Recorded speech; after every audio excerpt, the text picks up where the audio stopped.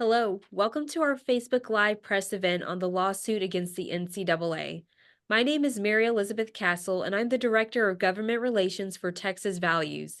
Today, I'm excited to have with me the Independent Council on Women's Sports, also known as ICONS, who is the leading organization helping 16 brave female athletes sue the NCAA. Their founder, Kim Jones, is here to share with us. I am also excited to have one of the female athlete plaintiffs in the case, Katie Blankenship from Georgia. And last but definitely not least, we are excited to have our friends from the Georgia Family Policy Council, Frontline Policy, who is witnessing this groundbreaking lawsuit in their backyard. Thank you to Cole Muzio, the president of Frontline Policy, for joining us today. On March 15th, icons and 16 female athletes did something that would inevitably happen. They sued the NCAA for failing to protect women by allowing male swimmer Will Leah Thomas to compete in the women's division in swimming and be allowed to undress in front of women in the locker room. As we have discussed many times at Texas Values, Will Thomas is a male swimmer from Austin, Texas, who competed against boys at Lake Travis High School, but then switched his junior year to compete against girls when he was at University of Pennsylvania. After almost 24 states now have laws protecting female athletes, it is time for the NCAA to take a stand. Now we have the great news that the National Association of Intercollegiate Athletics promises to keep men out of women's sports. I would first like to hear from our friend Cole Muzio, who has front row seats to the lawsuit. Cole, what are your thoughts? Well, thank you. I appreciate the invitation, and I really appreciate the work that Texas Values does in Texas. Obviously, without Texas staying strong, our state's going to crumble. Or our country's going to crumble. So, really appreciate the work that y'all do. Want to thank Kim for her leadership. Thank you for what you're doing here to stand up for women. And Katie, thank you so much for your bravery and your willingness to speak out. Mary, I think you said it perfectly. The NCAA has a failure to protect women. And we saw that right here in Atlanta when Riley Gaines was swimming against Will Thomas or Leah Thomas, regardless of what you call him, he's a dude. And Riley rightfully deserved to beat him because he should not have been in that competition. And that failure to protect women is based in, I mean, you're talking about uh, colleges and universities that should be teaching people fact, that should be looking at science and reality, and instead, and with sports protecting athletes and fair competition. And instead, you have these colleges and universities that are promoting fiction, promoting really a hostile, version of, someone's reality by indulging their fantasy that they are something that they're not, and telling them that they're made incorrectly, and then imposing that fictional narrative onto these girls that are trying to just participate in events that they've trained for their entire life. And so, Katie and female athletes, and Riley Gaines and female athletes, and people like Paula Scanlon, them speaking up and being willing to speak for truth is really important. And so, this happened right here at Georgia Tech in Atlanta, where Leah competed. It was wrong then, and it should have never happened. And it's imperative with lawsuits like this that we make sure that there's justice being done, because there is real harm. Not only on the field of play, which is denying people the opportunity to compete fairly, denying people the opportunity to win something that they've worked for their entire lives, trained for. But there's also the accompanying, dressing rooms, locker rooms, and things like that that just really make women feel insecure and unsafe, and it's inappropriate. And so we're grateful for this lawsuit. We're grateful that it's being filed here in Georgia, but saddened that it needs to be. This is an indictment on our culture. And we talk about women's sports. Groups like Texas Values and other family policy councils all around the country are fighting for legislation to make sure that we end this practice in our states. In Georgia, we have made a rule in our state via the high school association that sports will be based on biology. We're working on legislation to codify that. We kind of did a backdoor with the ruling to allow that to happen. We worked on a bill this year that would have saved girls' sports and made it past the Senate. It did not get a vote on the House floor. I think it will next year. So we're continuing to work on that front.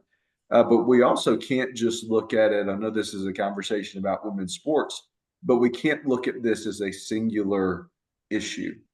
We cannot indulge the fantasy any longer. And so we have to make sure that, from elementary education on up, that we speak truth.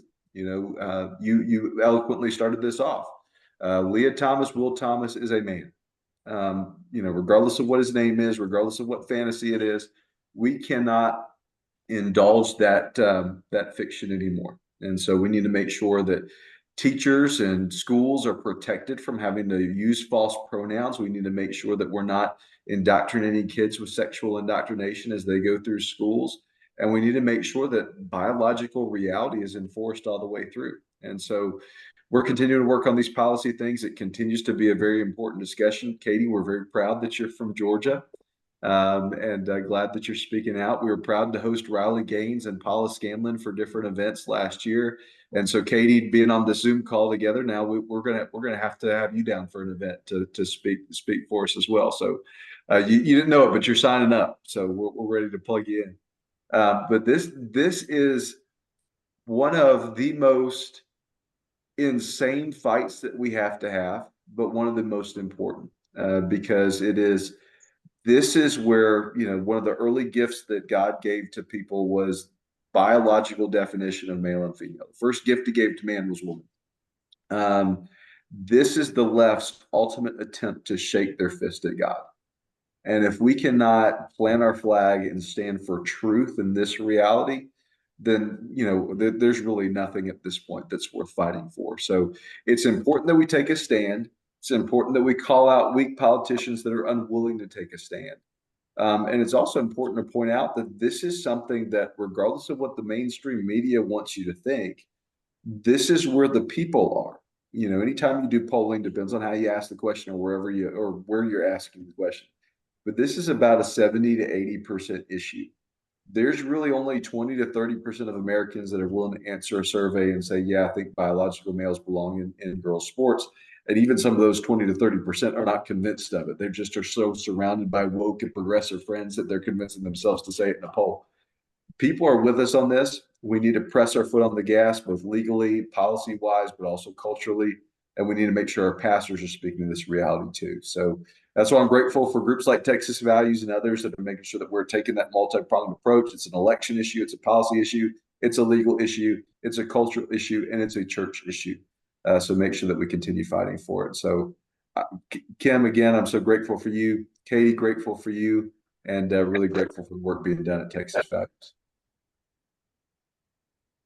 All right. Thank you so much, Cole. Yes, everything you said, definitely agree. And thank you for sharing up with us today. And we appreciate the work that Georgia is doing and plans to do for this issue. And, you know, for you to have that firsthand experience of seeing what's going on with the lawsuit is very valuable. And we really appreciate the partnership we have with your organization as well. Thank you. God bless you. All right, now we will hear from Ken Jones, who is the co-founder of Icons. And Kim will talk a lot about the lawsuit and the background of it. So, Kim, who is Icons, the Independent Council on Women's Sports, and how did this lawsuit come about? Thank you, Mary Elizabeth. So Icons is, like you said, it's a network of female athletes, and it all started because we realized that there really wasn't anywhere for female athletes. I saw the ramifications of the Leah Thomas situation firsthand. My daughter had to compete against Leah in the Ivy League conference for the entirety of that season. And I was appalled at the silencing, the treatment of female athletes, the dismissal of their rights as women, the coercion that they were under to stay silent, the implied threats.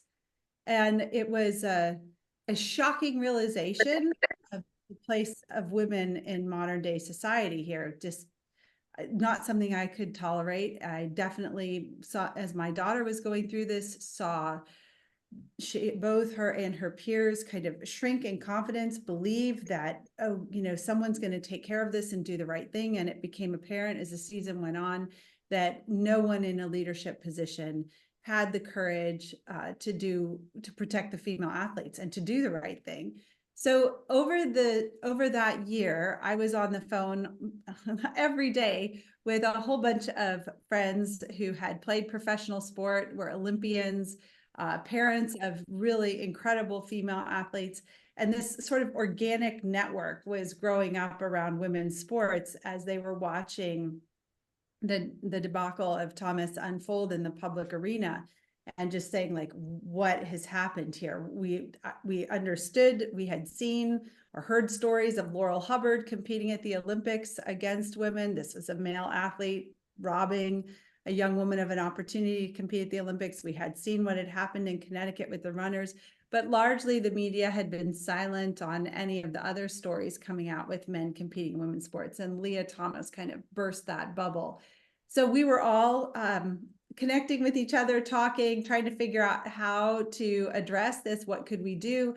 And we realized pretty quickly that we were going to have to formalize something. So I ran into, during the course of those conversations, a woman named Marcy Smith, who felt as passionately as I did. And the two of us just said, you know what, we're going to start this. We're going to put an organization together, a place for women to turn to get support.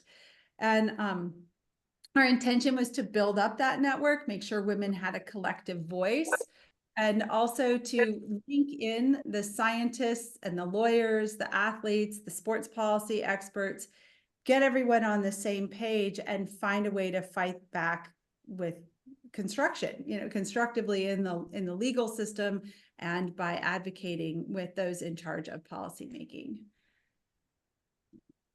So does that, that's where it started. And then I guess going from there, we had bringing all those people together. We had to find the women who were willing to speak out. We had to seek the opportunities where the courts could be tested. And we had to find the right lawyers and the right people to back women with the right expertise to win. So it was a long process. It's been almost exactly 2 years since Leah Thomas took a national championship from women, and letting women slowly build up the courage to speak out about this, to know where to turn to find us, finding the lawyers that had the experts in sports policy and civil rights, understanding how we could file a lawsuit, where this would take place, what were the paths that we could go forward on that would give us the most success, and then putting that all together. I mean, it was a heavy lift, and we still yet need to find more funding to see this all the way through. So it's the sources that women had to fight for their civil rights in court really dried up. The ACLU has turned its back on women. The National Women's Law Center has turned its back on women.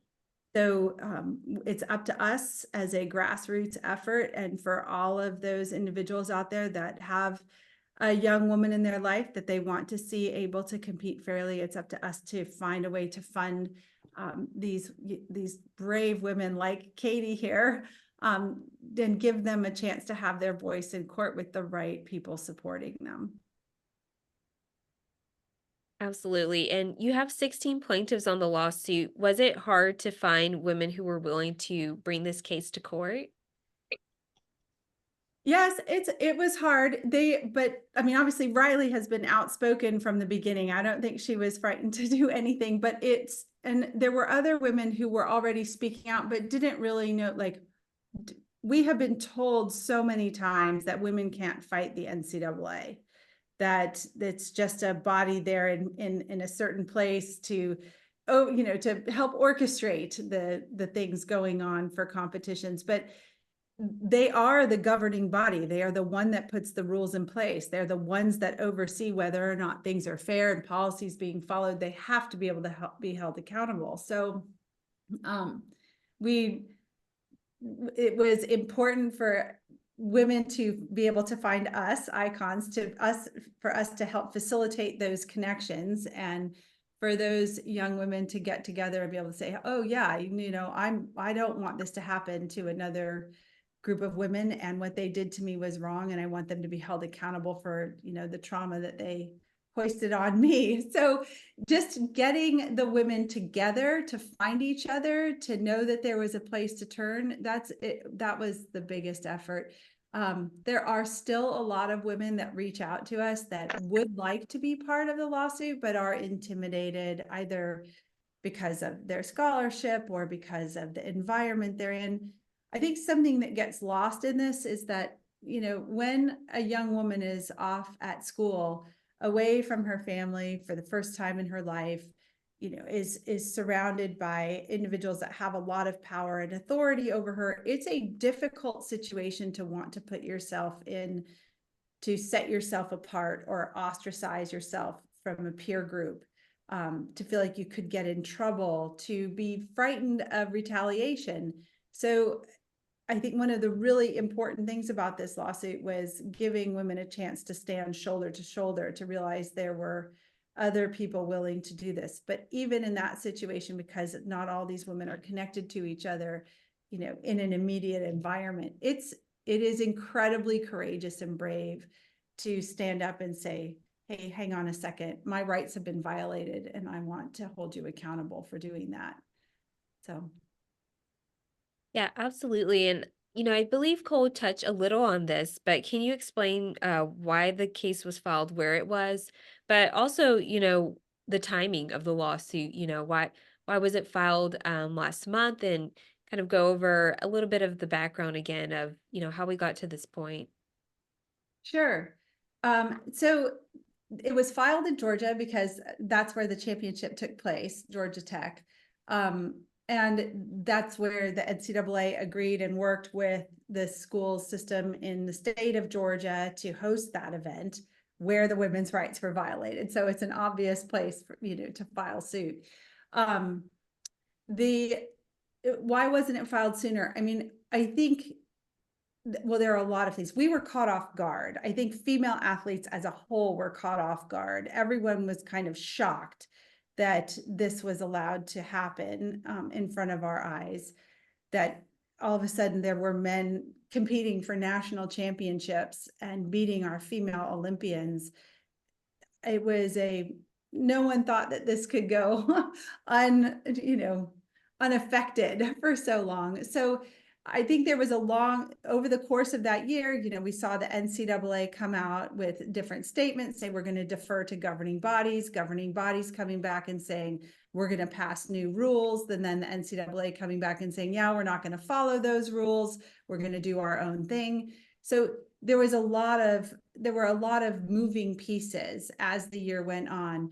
And then at the conclusion of the event, like I said, I was on the phone with women on a regular basis who were just outstanding female athletes, Olympic gold medalists, national record holders, women who'd won multiple national titles, had just unbelievable accolades, all writing to the NCAA, signing large letters saying, please give us a voice, let us talk to you, let us explain why this is an injustice, please stop perpetuating this insanity in women's sports and give us a level playing field.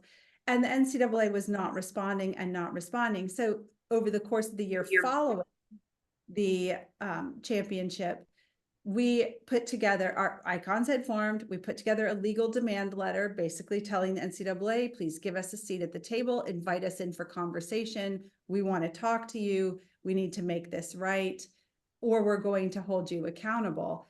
And nothing happened. We gave them time. There was a change in leadership at the NCAA. The president shifted.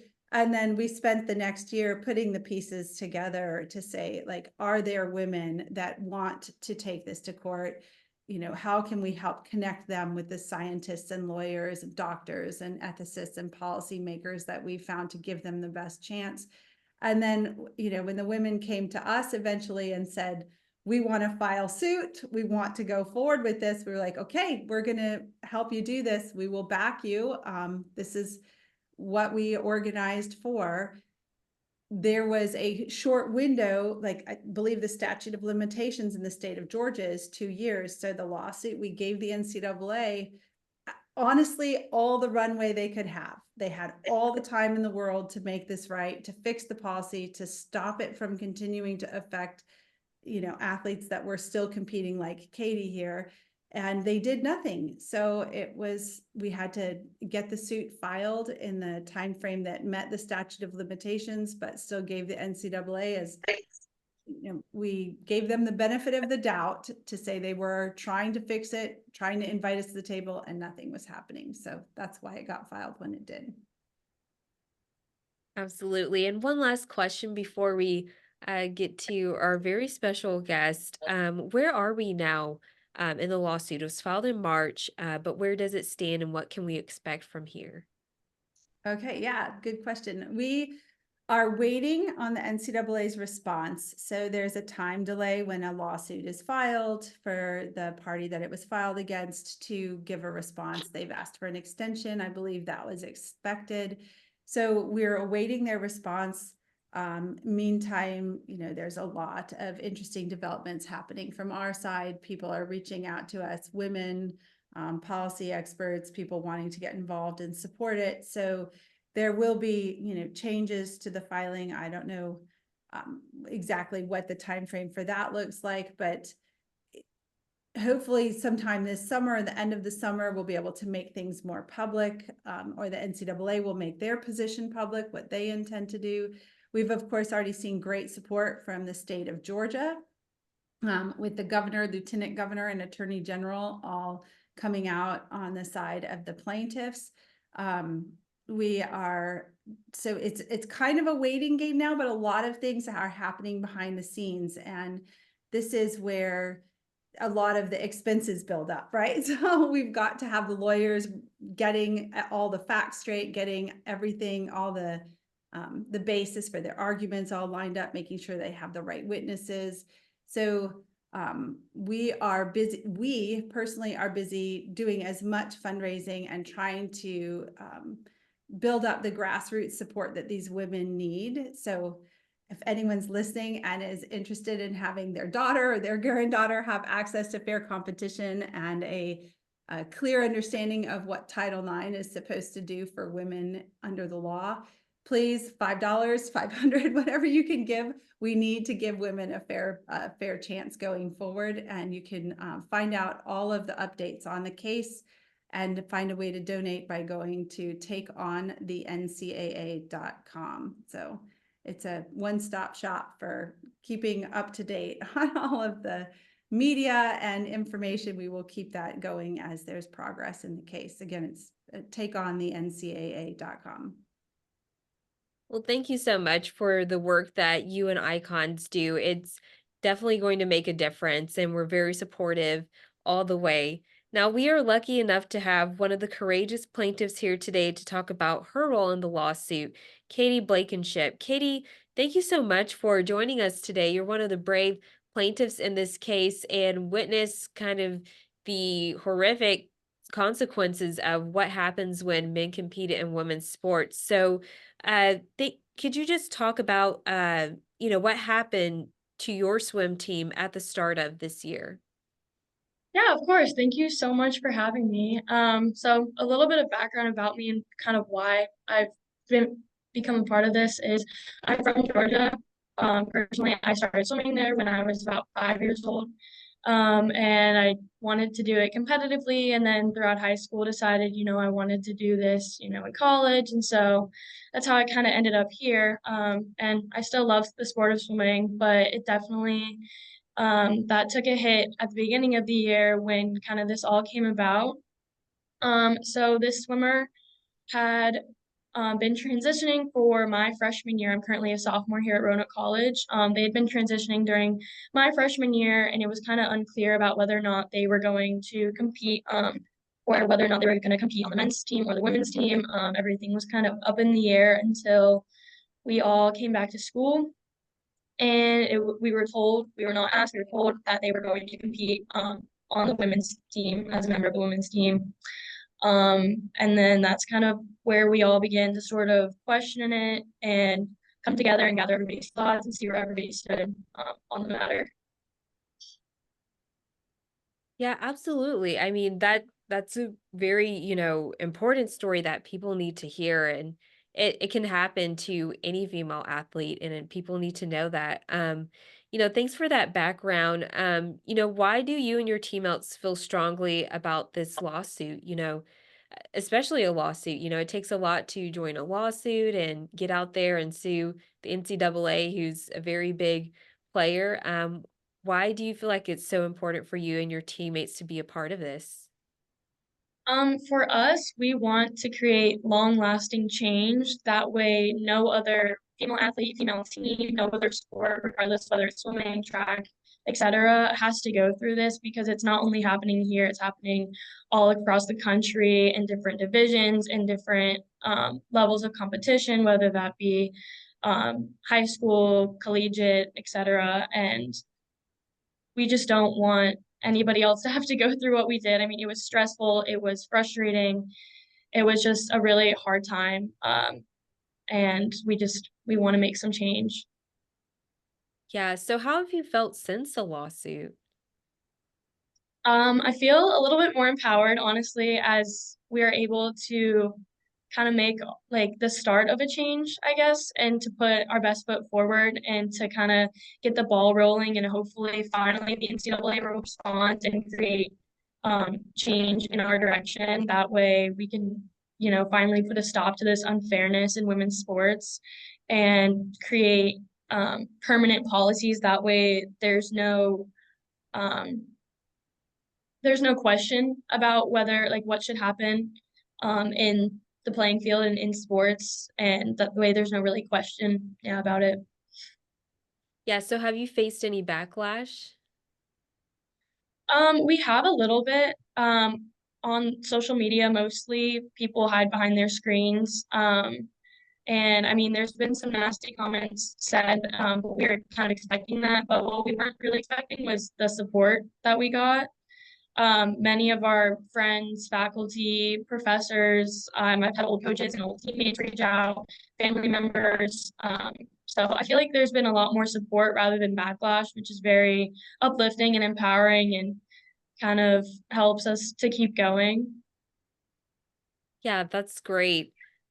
Speaking of support, do you feel like the other plaintiffs in the case support you and give a good amount of support?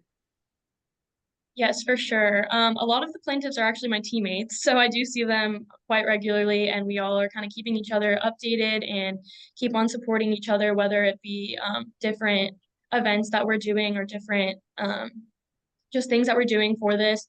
And then the other plaintiffs that I don't know personally that I've either not met or met through social media, like I can feel their support, whether it just be through what they're doing or whether they're reaching out. And I can just tell that we're all supportive in one another in this and that we all are there for each other, no matter if they're here or somewhere else. Well, Katie, thank you so much for being brave. First of all, to be a college athlete takes a lot of dedication and a lot of hard work. And so we really appreciate your work. And thank you for sharing with us your experience in fighting back and holding the NCAA accountable. Well, thank you so much for tuning in to our press briefing on the NCAA lawsuit. We're very grateful to have Kim Jones, the founder of Icons, one of the leading groups in this lawsuit, and to have a plaintiff, Katie Blankenship, swimmer at Roanoke College. And of course, we were happy to partner with our friends at Frontline Policy and their president, Cole Muzio. Thank you so much for tuning in. If you're a part of the media and want to reach out to comment to any of us, you can contact us. But until next time, thank you so much for tuning in.